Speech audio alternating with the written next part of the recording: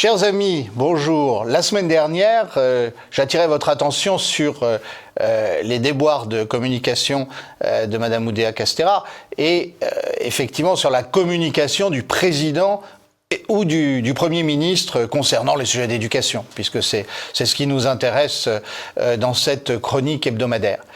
Et je voudrais cette fois-ci m'interroger sur les termes utilisés par le président de la République et par le Premier ministre. Lors de son discours de politique générale, le Premier ministre, se plaçant dans la rhétorique imprimée par le président de la République depuis la fin de l'année 2023, nous a expliqué qu'il fallait réarmer l'école. Alors, moi, je voudrais savoir ce que ça veut dire, réarmer l'école. Est-ce que ça veut dire qu'on va autoriser le port d'armes à l'école? Est-ce que ça veut dire qu'on va faire défiler les élèves? Après tout, on va bien les mettre en uniforme. Alors, est-ce qu'on va les faire défiler en rang et en veillant absolument à ce que l'ordre du défilé soit impeccable?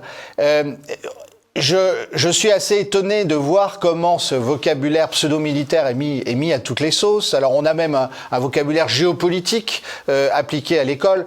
Le Premier ministre nous a parlé du choc des savoirs qu'il voulait imprimer.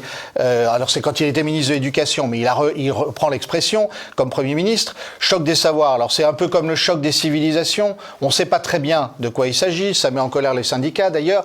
Mais vous prenez ce vocabulaire martial et puis, après ça, vous regardez la conférence de presse du président de la République le 17 janvier dernier. Et alors, le président de la République, curieusement, il avait un autre discours. Il a dit qu'il fallait réintroduire le théâtre à l'école.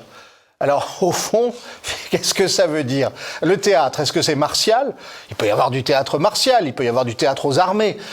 Mais dans tous les cas, comment est-ce qu'on va combiner le fait de réarmer l'école et de faire du théâtre aux élèves? Voilà. Je pense que là, il y a eu un problème de communication injustement oublié par les médias qui s'en sont pris à Madame le ministre de l'Éducation nationale, alors qu'il y a une vraie divergence entre le président de la République et le Premier ministre. Mais regardez bien tout ce que ça veut dire.